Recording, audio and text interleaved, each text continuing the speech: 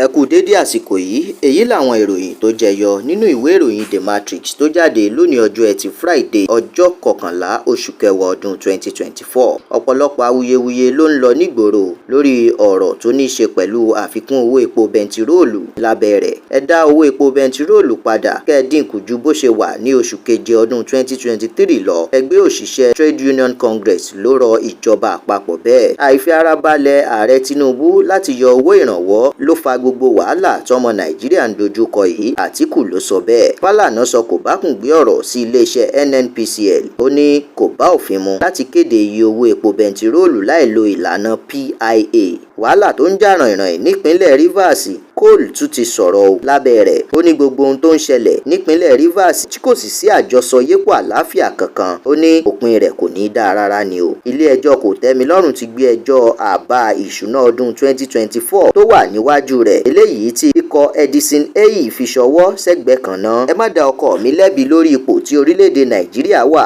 Olúrẹ̀mí Tinubu ló sọ bẹ́ẹ̀ fún gbogbo ọmọ Nàìjíríà. Ilé-ẹjọ́ ti da ẹjọ́ tí ẹgbẹ́ àwọn tó ń ṣe nǹkan jáde lórílẹ̀-èdè yìí, ìyẹn MAN, pé tako àfikún owó iná ọba nù bí omi ìṣanwọ́. A ò ní kí àyẹ̀wò àwọn nǹkan ètò ìdìbò tá a lò nípínlẹ̀ Edo má wáyé o. Àjọ INEC ló sọ bẹ́ẹ̀. Erling Haaland ti fìtàn balẹ̀ pẹ̀lú bó ṣe ti wà nínú ìwé ìtàn bọ́ọ̀lù aláfẹsẹ̀gbá orílẹ̀-èdè Norway tó jẹ́.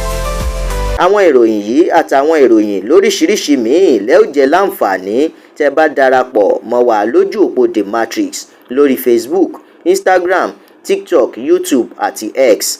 Àdúrà Mọ́mi Balógun ló kọ mi.